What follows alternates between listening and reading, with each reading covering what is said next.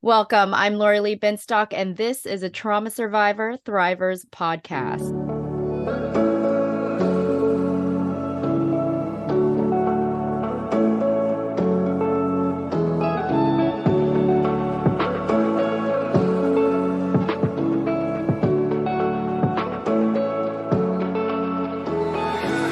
Thank you for joining us for a Trauma Survivor Thrivers podcast, now on Mental Health News Radio Network.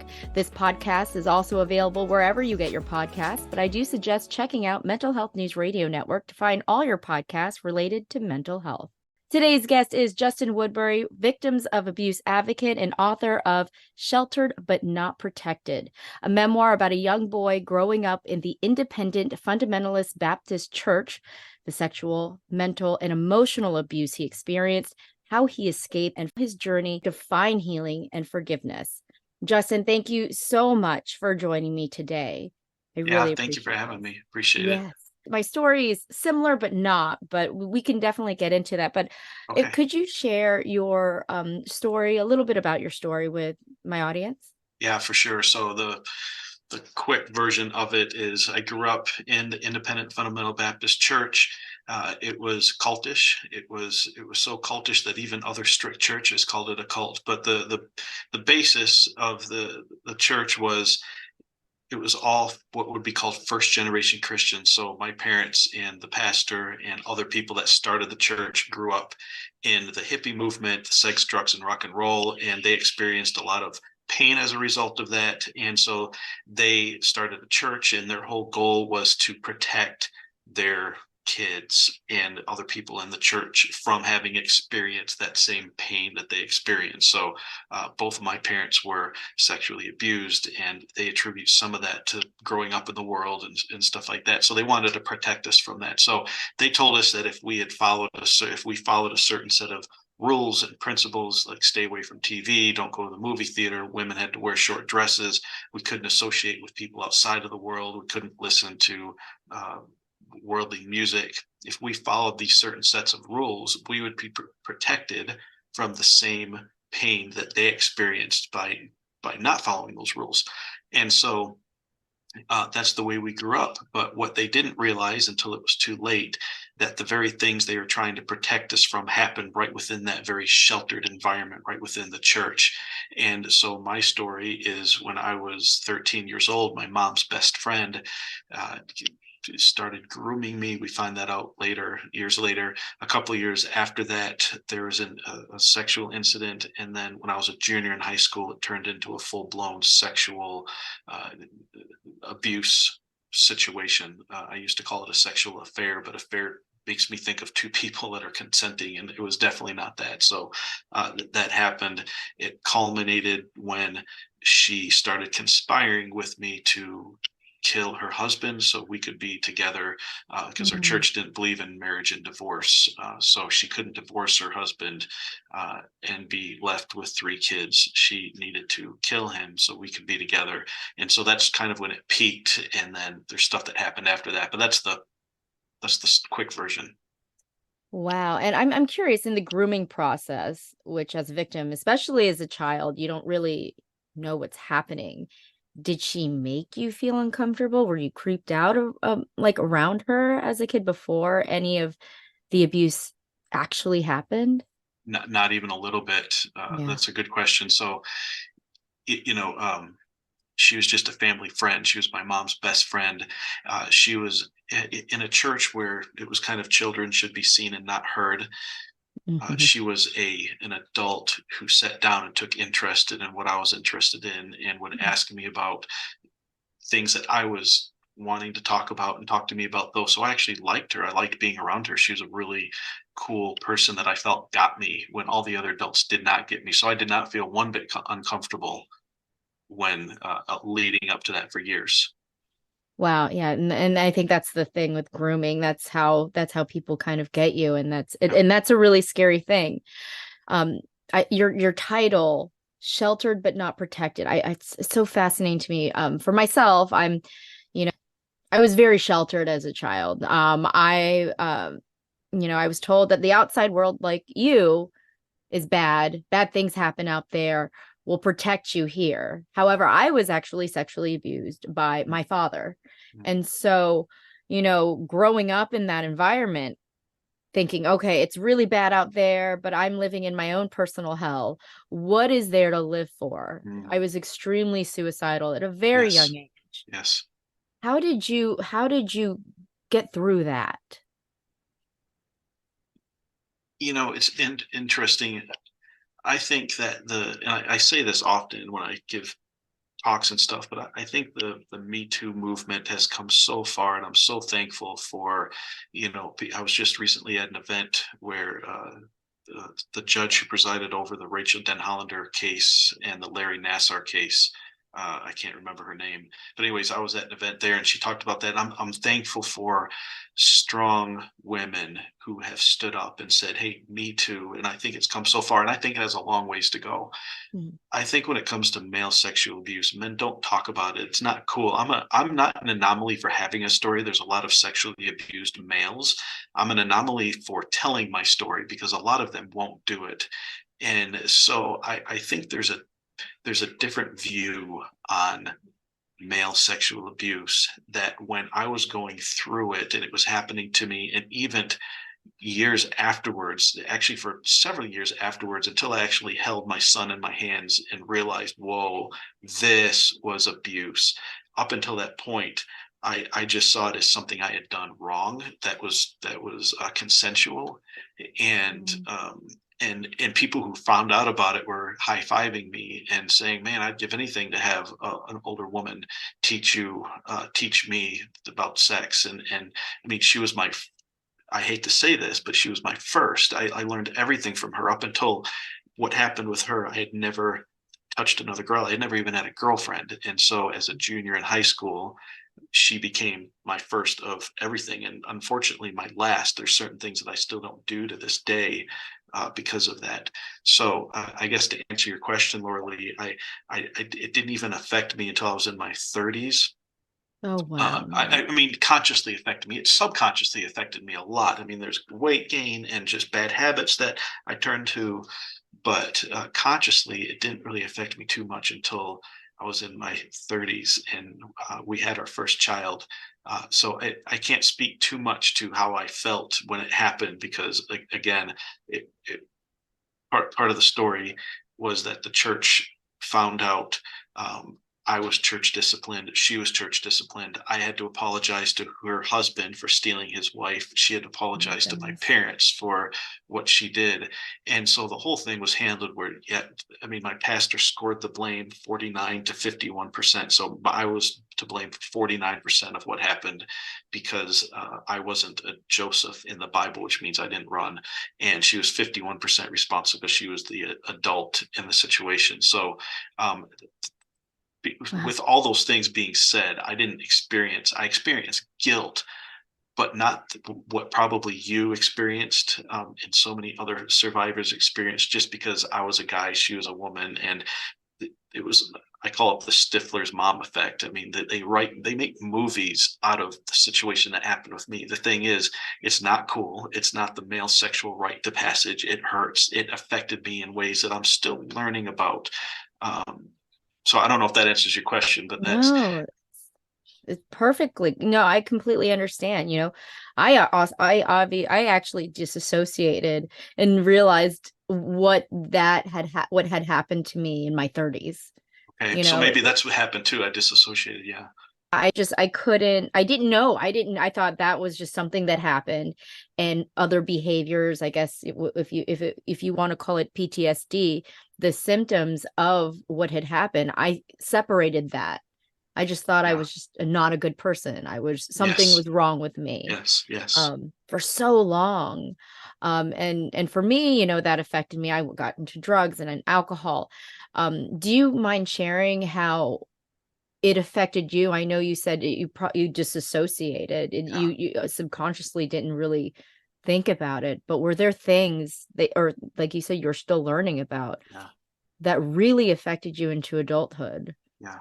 So first of all, uh, the first thing is shame. So I experienced immense shame, and Brene Brown, talks about shame as people when they do something, they can either feel humiliated or embarrassed or guilty. Guilt says I did a bad thing. Shame says I'm a bad person. And so I was immediately made to feel like I was a bad person. And so that shame carried through my college years and into my young adult years, all the way up until I was 30, and I left the church movement because I wound up coming back and serving as the music pastor of that church that I had grown up in. And there's the abuse that continued happened because I was too shame driven to do something about it, or to even realize that it was abuse, if that makes sense. So there was Right. shame that went on for years.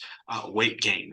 So I over the years gained about 130 pounds from just binge eating, distressing, whatever people call it. I turned to food. A lot of people turn to drugs. A lot of people turn to alcohol, and I'm thankful that we didn't have that in our house, but we are an Italian family where there's always food.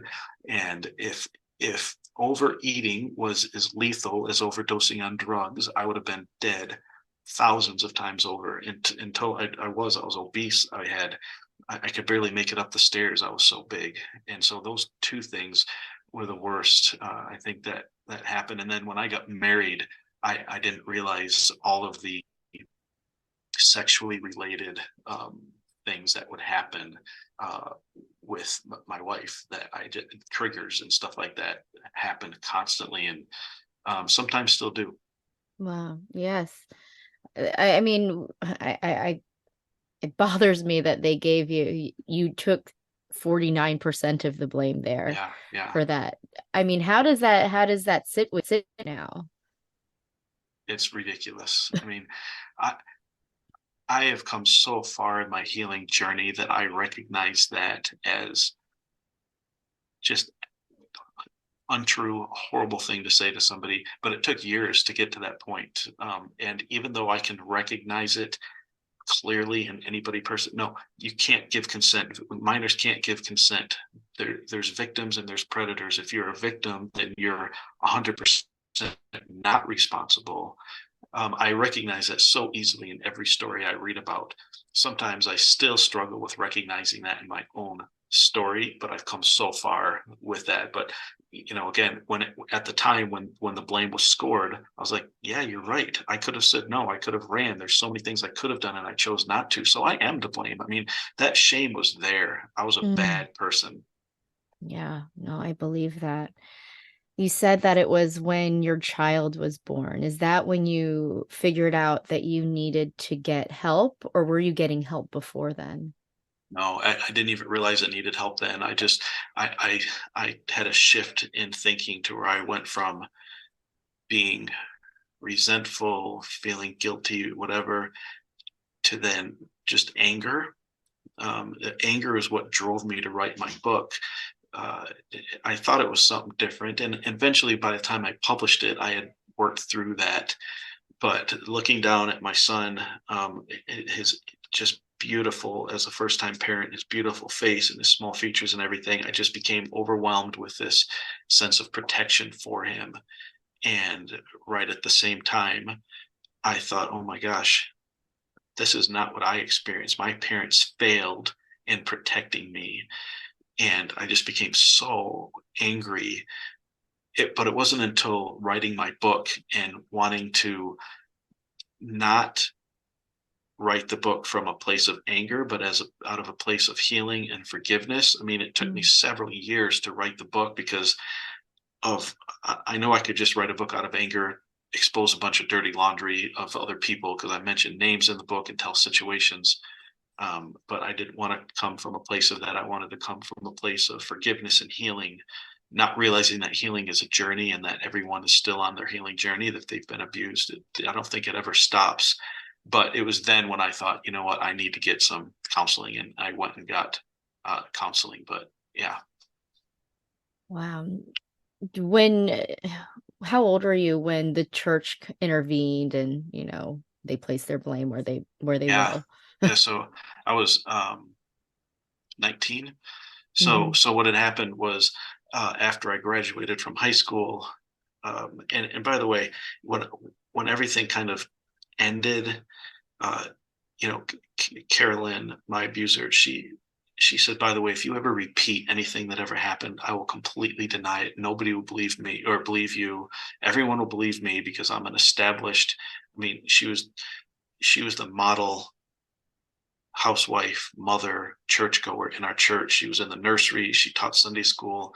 Oh, She was in the choir. Yeah, so she wore long dresses. She was the first one at the altar when there's an altar call for those that know about those things.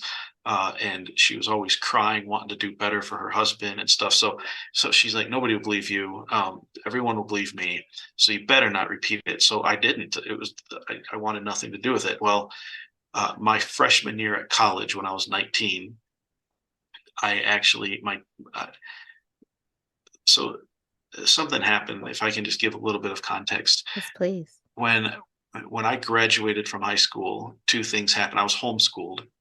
Two things happened. One, Carolyn made my graduation cake.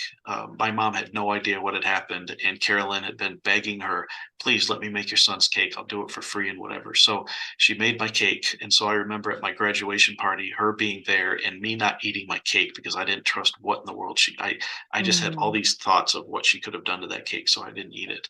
Well, a couple of weeks later, my parents, as a graduation present, as a senior trip, because we were homeschooled, we didn't go on like a senior class trip. As a present, they sent my sister and I to Arizona. I grew up in Michigan. They sent my sister and I to Arizona to visit our cousins. So we're thousands of miles away. And I just remember feeling safe in Arizona.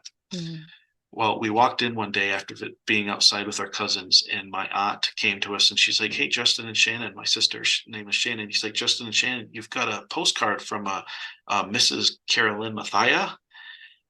And I can't even tell you what that did for me. The mm. thought of being thousands of miles away and still not being safe just it did something to me, Laura. I can't explain it but I just remember shaking and running upstairs and my cousins coming up after me and saying, what is going on? But the fact that this woman was able to go to my parents and say, hey, can I send Shannon and Justin a postcard and let them know I'm praying for their safety while they're gone? And my mom just gave them my aunt's address and she did that. So when I came home, I was so broken up about that I pulled my dad aside and said, I've got to tell you what happened. And so I told him and I made him promise not to tell. And he didn't. And I have mixed feelings as to whether or not he should have, but he didn't tell. Well, I went to college that semester. And at the end of my freshman year, my dad called me up at school and he said, you've got to go to your pastor and tell him what happened because she's starting to prey on other children. And I'm sure you don't want those children to happen with the same thing happened to them that happened to you. So you've got to tell them. And I said, okay, to protect other children from it, I will tell the pastor. Wow. Wow. Did, and you did.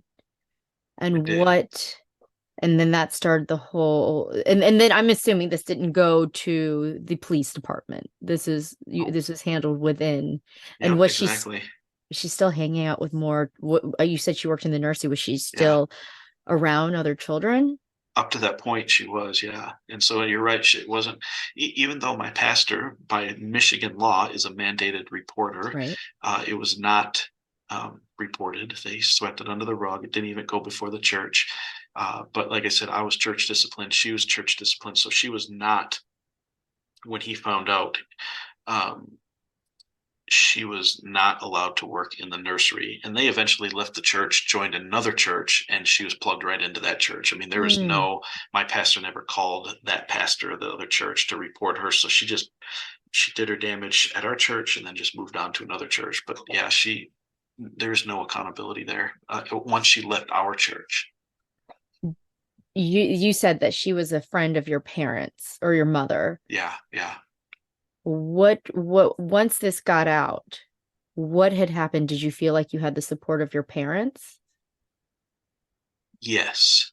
And Yes. I hesitate because they didn't support me as a survivor or a victim. They supported me as a repentant young adult, if that makes Mm. sense. So, you know, my mom was angry at her. My dad was extremely angry at her. My dad had kind of seen what was going on a few years earlier, and he warned a whole family about it. And so my dad was angry that he was right, but he had no support from anyone. My mom was like, she said she told my dad that he was perverted for even thinking that one of her friends could be after her son. So so my dad was angry, my mom was upset, and but they were just thankful that I was repentant, and wanting to move on. So I, I no longer blame them for this, but they never got me counseling or anything during that time, because I didn't need counseling in their heads, because I had repented. I went through Right. the church discipline process. I had been restored, and life went on as normal. How do you look at the church now? Um,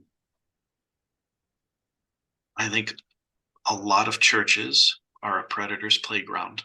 Mm. They they focus so much on the externals. If you dress a certain way, if you carry a certain Bible, if you uh, talk the talk, you probably are walking the walk. And so you can go into a church, and some churches, I mean, my parents still attend a church to this day that doesn't require background checks for nursery workers and stuff. And so I have a love-hate relationship with the church. My wife and I attend a church. I still believe in God, but not the God I grew up believing in. And I think I would say most churches don't have the appropriate checks in place and precautions in place to protect children from predators. That is my opinion. And so that being said, what do you hope? You hope that this is for churches and these types of organization, that this is going to be something that is standard, maybe for their employees and their staff. Yeah, I do hope that. And I have reached out to many churches trying to tell them about my book, to try to get in there. And churches, the churches that I grew up in, don't want anything to do with that. The Baptist church will expose the Catholic church and the Mormon church all day long about the sexual problems that go on in there. The Hmm. second you talk about one of their own, you are crossing a line. And so I have been publicly called out. I have been shunned. I mean, so many things have happened with those. They want nothing to do with my book or my story or my message or my passion. They want nothing to do with it. They I say they think do. I think that's a sign. That's a Yeah. sign that that's something if they don't want to touch it and they don't want to use this example as a way to better themselves, Yes. I feel like that you don't why I personally wouldn't want to worship there. Yeah. Um, Exactly. because there's some things that are just more important. And it's, we can have this idea that, oh, we created this church so that everyone's protected and no one is abused, but then something happens. You have a choice. You do something about it, or Yes. you just pretend it didn't happen, and that just Yes. perpetuates. Yes. Oh, so as a parent, how do you raise your children differently? How do you, because I as a parent who has, for me, who struggled with, the abuse and parenting, it's really difficult for me. Yeah. I'm constantly working on myself to be a better parent. There was a point before I actually got help. I got help when I was 35, and I had two small children. Yeah. It was really, before that I was very reactive. Everything Yes. scared Yes. me. Yes. Everything just, don't do that. And I even though I felt like I was creating a safe place for my children, trying to protect them because I was so scared, I operated from a place of fear. Yes. And now I'm working it from a place of healing, but Yes. it's a constant struggle. Yes, it is. How are you doing with Yeah. that? So, a couple of things I can say about that. One is we are trying to raise our children and empower them to say no and to Mm, ask why. And so we grew up with a series called Patch the Pirate, and it was just this kids series that told stories and then applied biblical truths to it and stuff like that. And so one of the songs that this one of the tapes we listened to had a song that said, "I will obey the first time I'm told. I will obey right away, never asking why, never with a sigh. I will obey right away." That was the chorus. And so I think teaching kids to never ask why grooms them and prepares them for being molested by an older adult and not being able to say why or say no. And so we are trying to raise our kids to feel comfortable saying no, or be comfortable telling their relatives, if the relative says, "Can I have a hug or can I have a kiss?" by them saying, "No, I don't want you to do, I don't want to do that." It's weird. I don't think our family necessarily appreciates it. Right. But we're trying to empower them in that sense to be able to say no. Another thing is, so many people have this idea of a predator that looks like a Hannibal Lecter type person. Mm-hmm.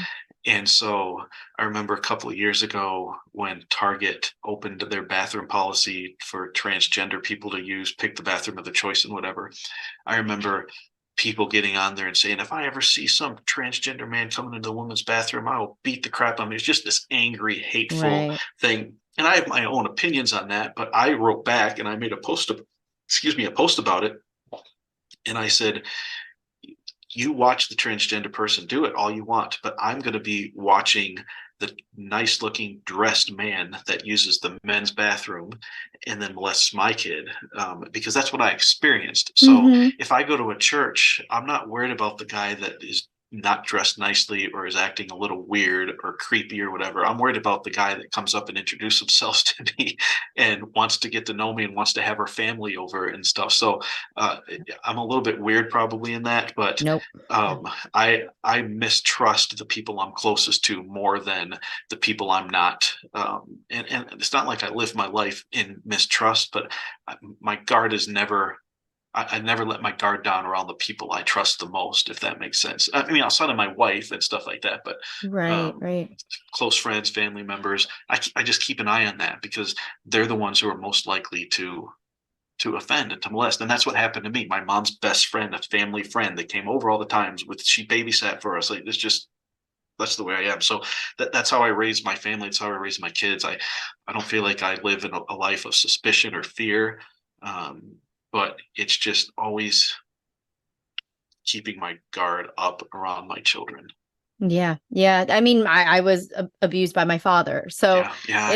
it's very, and I believe it's like 90 something percent of people who do get abused by a family member or a family friend or someone that they trust. And that Yes. is what and that's what makes sense. And Yes. for us Yeah. especially, and to protect them from that. And I agree everywhere that all the professionals I talk to, they say don't force your children to hug Yep. someone else, to hug Yeah. an adult. Yeah. Because for me, I was always told, why don't you want to hug them? Yes. Hug them. Yes. Don't Yes. be rude. Yes.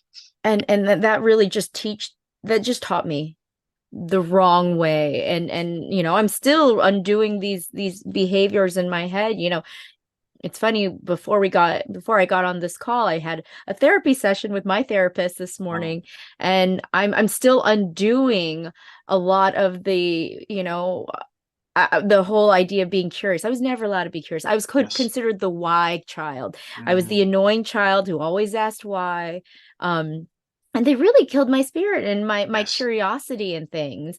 And because we grew up in a generation where that was not acceptable, it was not Yes. acceptable to ask why. It was Yeah. not acceptable to question authority Yes. Yes. and adults and your elders. And it just really, it was just a breeding ground for That's right. children to just give in Yes. to adults. and Yes. and that's just such a hard thing to Yes. really to swallow. It's just a lot. Yeah. um what do you want? I know you are a victims of abuse advocate. What do you want what is your message for anyone, for parents especially, um, moving forward with what you've learned and taking your mess and turning it into your message? What is the message? Yeah. So my message is for everyone, but I think I specifically have a heart, if I can say, for male victims of sexual abuse, Mm, only because of what I said. It's not talked about. It's not taken as seriously. I was on a podcast about a year ago, and it got over 1 million views, and there's thousands of comments and stuff. And it's like a good chunk of the comments were men just berating my story, making fun of me and stuff. And I've grown past that. I like to tell, one of my favorite quotes is by Theodore Roosevelt, where he says, "It doesn't matter. It gets to the man in the arena with you, fighting alongside of you. They're the ones who you should take criticism from. But if there's someone that are out in the stands and they're not in the arena fighting with you, they don't matter."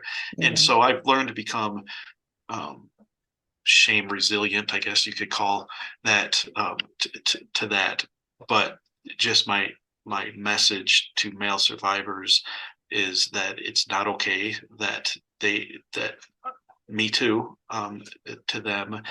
And interestingly enough, when I go to events and speak at events, I have people come up to me and they just do it in different ways. Some of them want to, fist bump me, and they will very awkwardly just say "me too" and they walk away. Mm, But just seeing the healing that brings, that's a passion of mine. As far as my message to parents, um, I think a couple of things. One, believe your spouse. Like I said, my mom didn't believe my dad, and a lot could have been stopped probably. mm, So if your spouse, err on the side of caution when it comes to that, first of all. And then secondly, I think uh, just never let your guard down, especially among family and friends. yeah. I mean, 90% of the sexual abuse that happened with me was right in the other room. Um, Wow. Carolyn would say, "Hey, Justin, didn't you get new carpet in your bedroom? Let's go check it out." And we would go upstairs, and then something would happen, and she would say that right in front of my mom, and my mom would trust her to go up there. Now, I think if my dad's best friend asked my sister to go up and check out the carpet, even in the Mm, 1990s, it would have been different. Even back then, he would have been like, "Well, that's a little bit creepy." But for a woman to ask a young boy to do that, it just seemed completely innocent. So I think that, again, the message is think outside of the box when it comes to who you think might be a predator, um, because that's usually who it is. wow. Yes. I mean, for me, when I'm looking at guests for my podcast, they typically come to me, but it I don't get many men who are willing to come on the podcast and talk about it. When I see it, I'm like, let's talk about this more.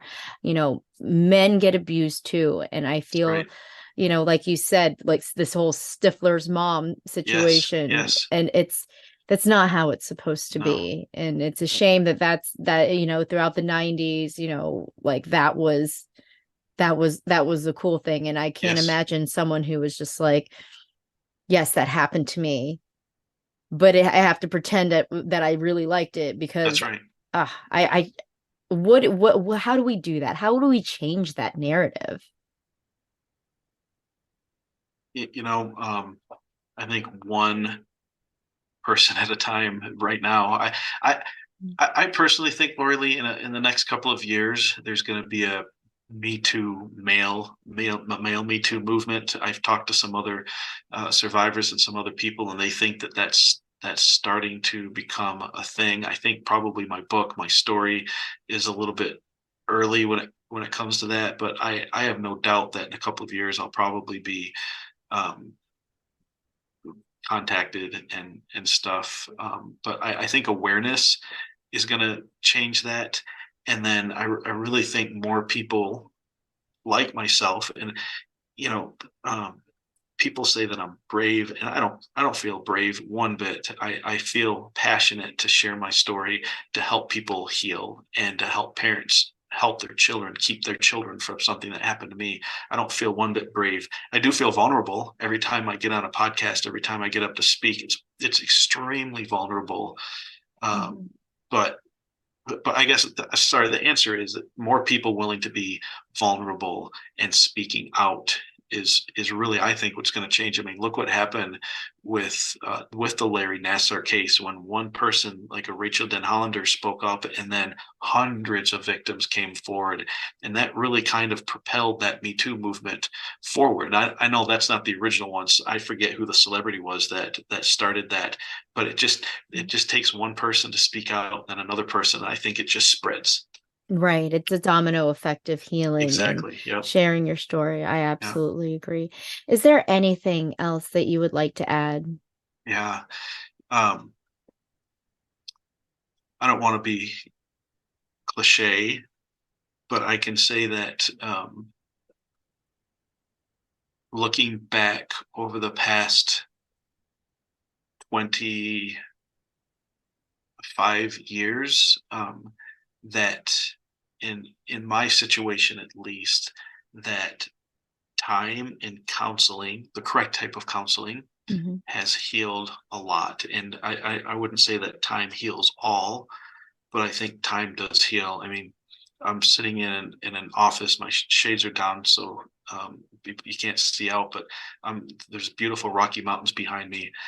I am the chief marketing officer of a large insurance company. I have a team that I love to work with, and it, I have a wife that loves me. I have 2 kids that I love and that love me. And I would say that I am a thriver. I love the title of your thing, a trauma survivor thriver podcast. And there's so much, and I talk about it in my book too, but there's so much healing that had to take place for me to be able to even go for the chief marketing officer position when it opened up in my company, or the company I work for. But I think time heals all. I think I hate to use the F word and say forgiveness, right? Because that is such a twisted term, and it's applied so twisted. But when I experienced forgiveness, and my favorite definition of forgiveness is forgiveness is like setting a prisoner free, only to find out that you were that prisoner. Yeah. And so it certainly isn't the forgiveness that I was taught, the forgive and forget and turn the other cheek and all that other stuff. And so I think coming to grips with, whether it's just, you call it forgiveness, or releasing somebody, or releasing yourself from the, whatever it is, I think that's helpful too. But yeah. Understanding forgiveness for me, it was very much, there was compassion. What happened to my father for him to feel that this was okay? And I think when I found that compassion, and, I did it through a lot of healing, and a lot of, alternative healing. Yes. And that was where I found that compassion. I don't necessarily forgive what he did, but I understand that it wasn't about me, and I was able to forgive myself for putting that on me. Yes.